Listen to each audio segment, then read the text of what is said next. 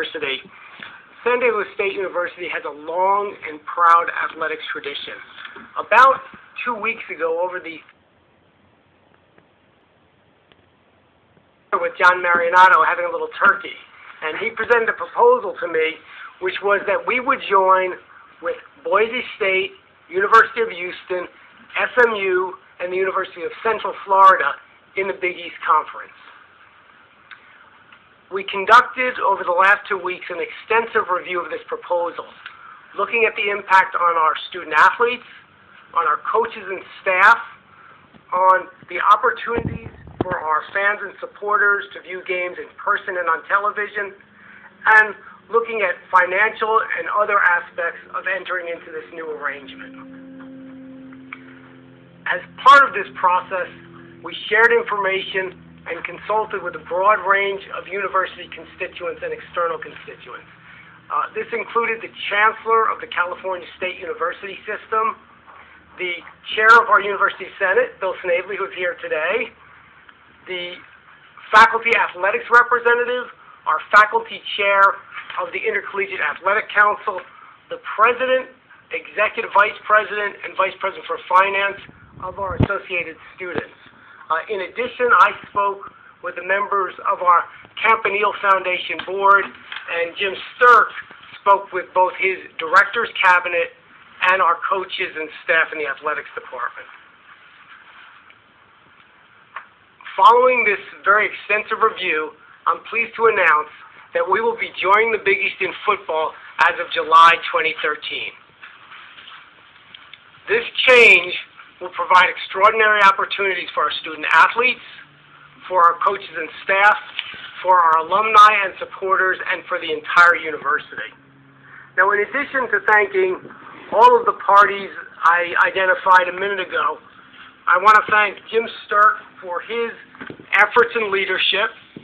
I want to thank Vice President for Business and Finance, Sally Roush, Provost Nancy Marlin, Vice President for Student Affairs, Jim Kitchen, Vice President for University Relations and Development, Mary Ruth Carlton, who's also here with us today, Mr. Bill Early, Associate Vice President Ethan Singer, and Associate Vice President Scott Burns, and many, many members of their staff.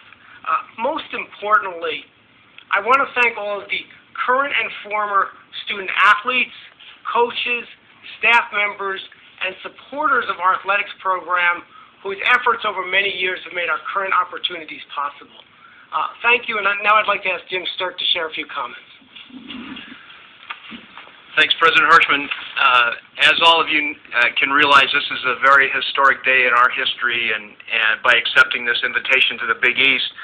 When I came here just under 2 years ago, I saw tremendous potential and that the Aztecs could develop into a national athletics program.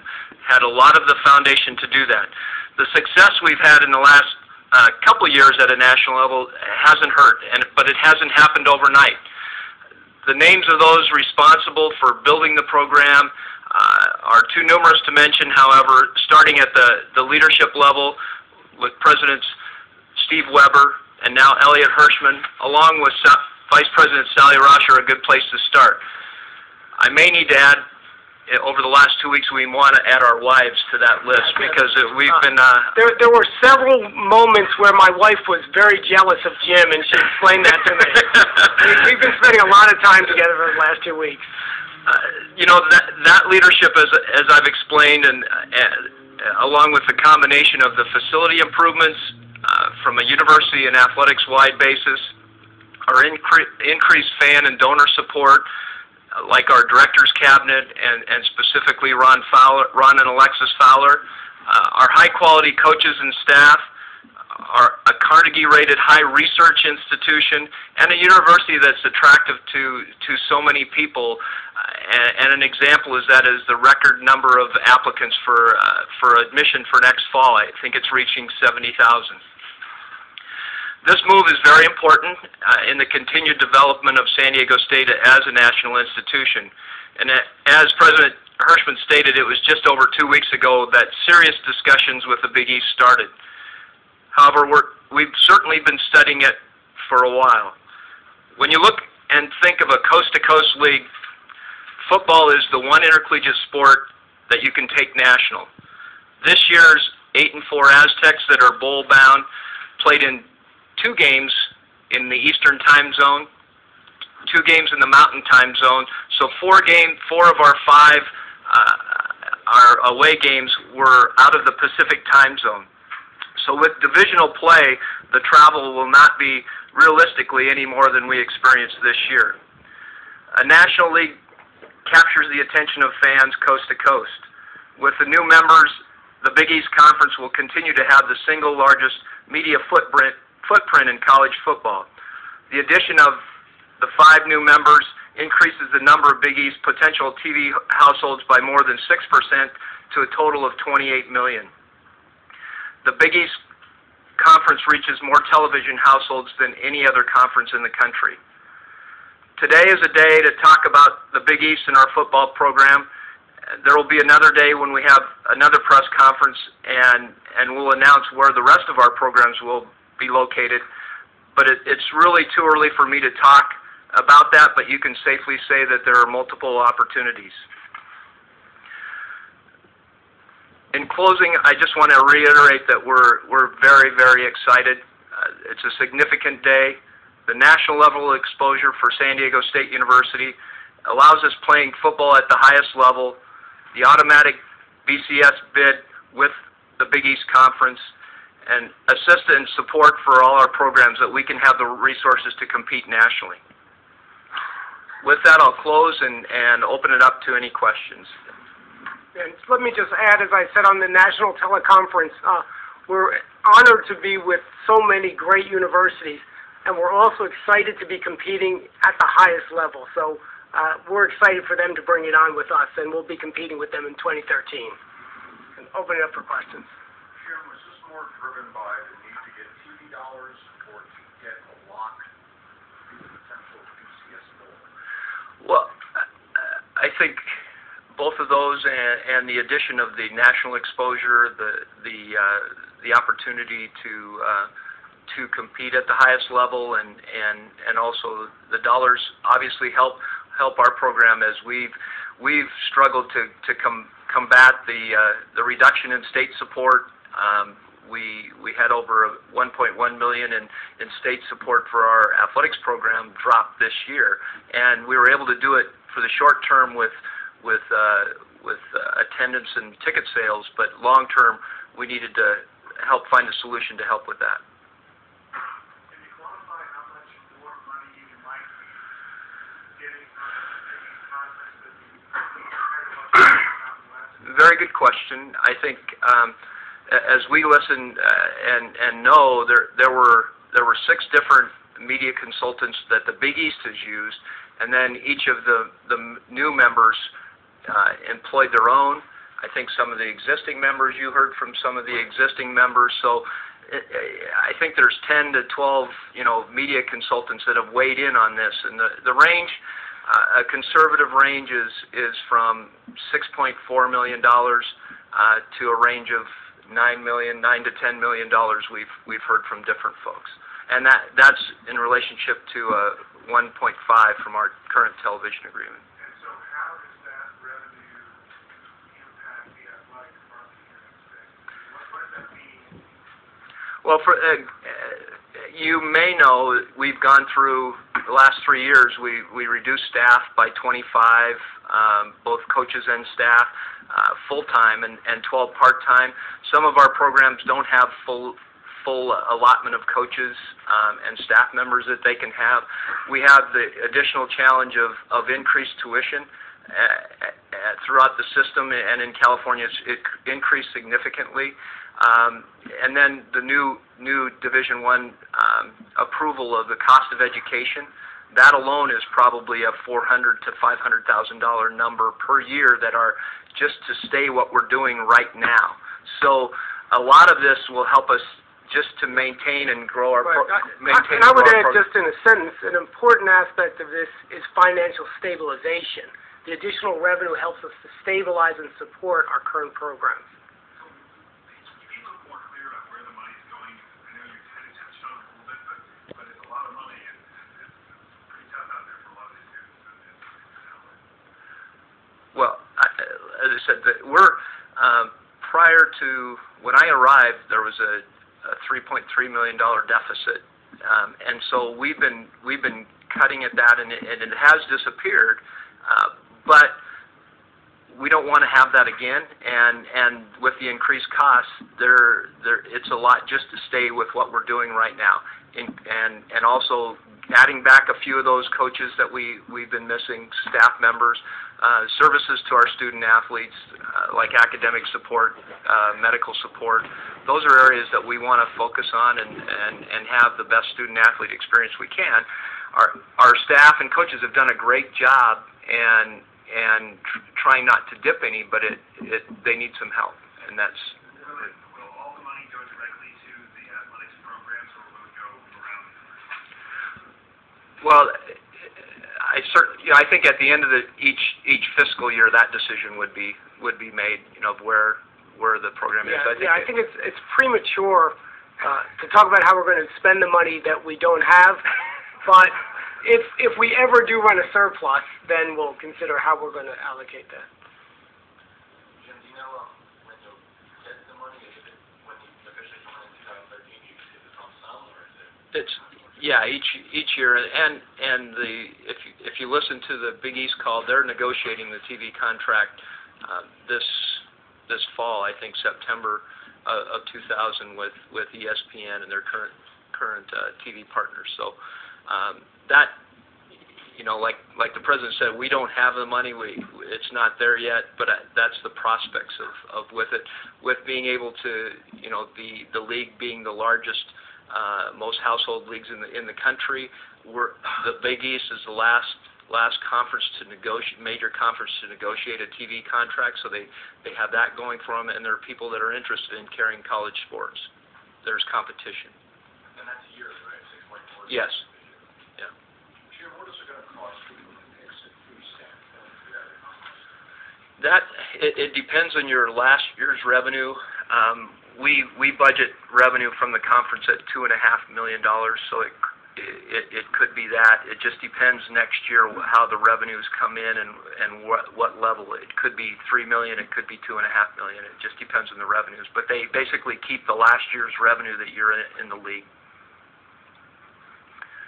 What is your political and legal expertise tell you about the future of BCS, and are you joining something that's... Good question, and that's one we wanted to research. You want to take? Sure. One of the most important aspects of joining with the 5 other schools is that we build in stability into the Big East.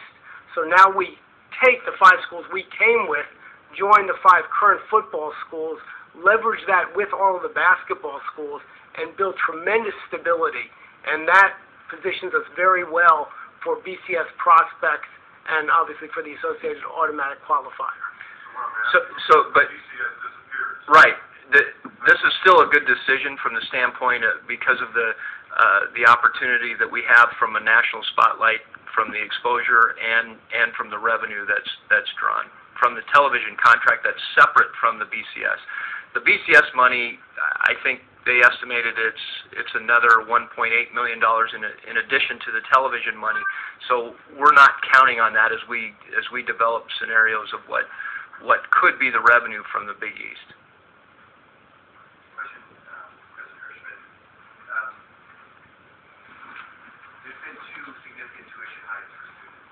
Counted just 10%, 12% just the last year. A total of about, correct me if I'm wrong, about $1,700 per year per student.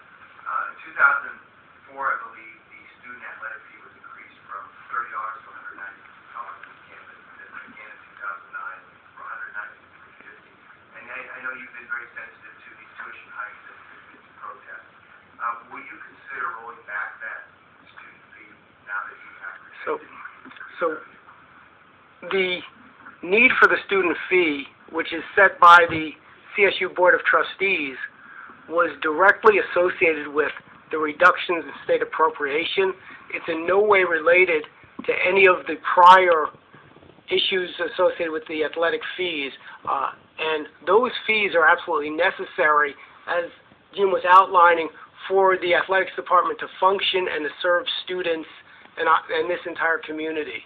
So those are not on the table in terms of rolling them back in any way. And what about as a follow-up? This is a heavily subsidized athletics department, $15 million is the number that public subsidies, whether it was student fees or from general fund subsidies to the athletic department. Will you consider reducing that, or? So the student fee is not a public subsidy. It's student tuition that the students have agreed to allocate to athletics. The actual subsidy amount, I wouldn't even call it a subsidy, but the state allocation that the athletic department receives is about $5 million, and it's one of the lowest amounts for any Division I program in the country. What about the other sports in the athletic department? Is there any possibility that they move into the East, or will they continue to be, is the plan for them to continue to remain separate? So I don't think it's likely they'll move into the Big East because they have different scheduling and different travel constraints. But we are looking right now at several different conferences as possibilities. And we've been very pleased that the knowledge of all of our athletic programs and how strong they are has attracted tremendous interest from multiple conferences. And so we're still sorting through all of those possibilities. But it's really a testament to the strength of all of our athletic programs that there's been such large amounts of interest. Is there a possibility that, since you have the basketball program, which is presumably a revenue generator for the university, is there a possibility that that will land someplace where it too helps generate revenue for the athletic department?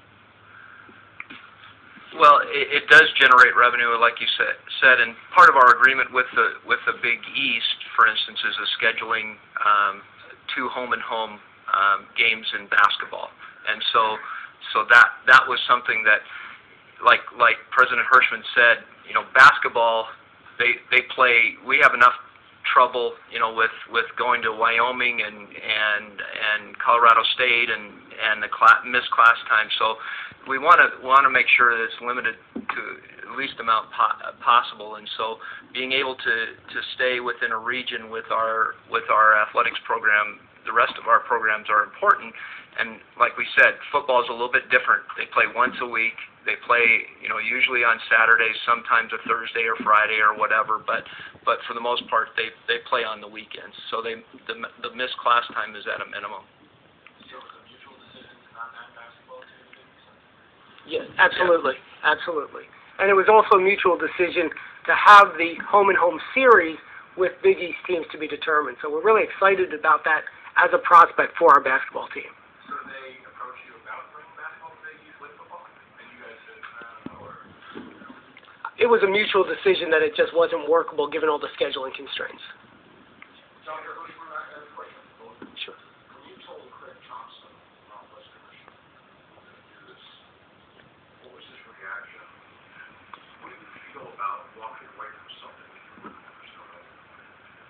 So I can't really comment on that because we're still engaged in ongoing discussions with the Mountain West. But I would say that the league is different today than it was to the latter part of your question. I think of what we started the league. We have seen BYU, Utah, all those schools leave, and so it's a different league than it was when San Diego State was an initial member of the league. Jim, you mentioned 2 home-and-home games, so 4 total, correct? Is that contractually written into the agreement? Yes. Because the Big East commissioners asked twice in the conference call about that, and instead it merely is discussion, which... Right. But with commissioners, for instance, the Mountain West and the Missouri Valley Conference, they facilitate games between. We played Creighton this year and have different schedules, so they facilitate those games. And we've already had, I know Coach Fisher has already had discussions with Big East coaches about possible games. And so they're obligated to play them? Yes, yeah, that's some, yeah. Given your options at the moment, basketball is going to come out at least where it is now. I think that's a very fair statement. I think the possibilities are there to continue to enhance the national presence and exposure of men's basketball, and I think these discussions have only elevated that.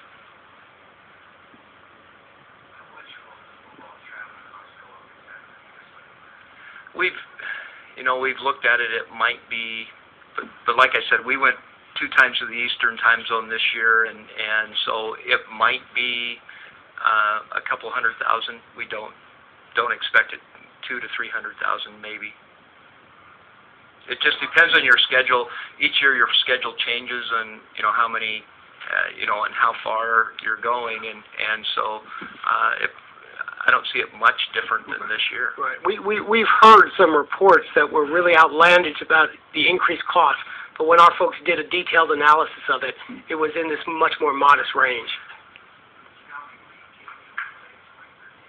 They're looking right now at 8 league games, and so if there's a 6 and 6 division, as they explained on the phone today, then 5 within your division, and then 3 crossover.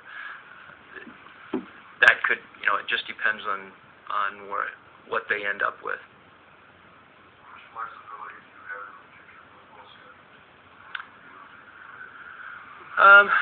The next couple years are pretty full, but then after that it's pretty wide open.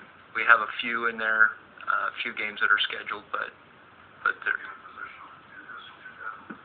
Yes, because we based it on 8-game league schedule, and it would be the same. Was this the only other conference you gave consideration to joining? It's the only one we had serious conversations with.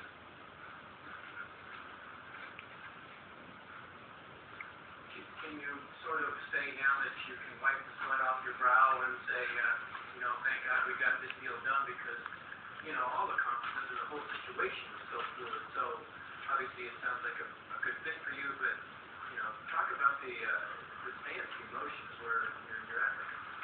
Sure. We're very, very excited to be joining the Big East. We think it's an opportunity for our football team to compete at the absolute highest level, and it's also an opportunity for us to be involved with some of the top universities in the country. And so all in all, it's just tremendous opportunity for us. We're thrilled. Yeah, and this, as you know, the conference realignment's been going on pretty hot and heavy in the last couple years, and I think, given the potential and where San Diego State's at, this athletics program, it's very important for us to be at that table and be at the highest level and participate at the highest level.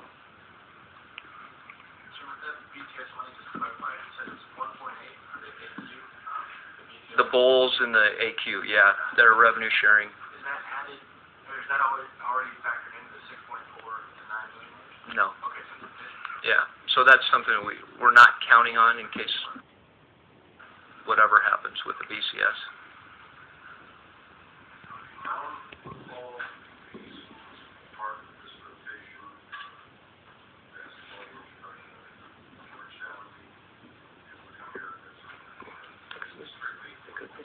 I don't think it's limited to. They could be. Yes. any other questions? Okay. Thank you. Thank you.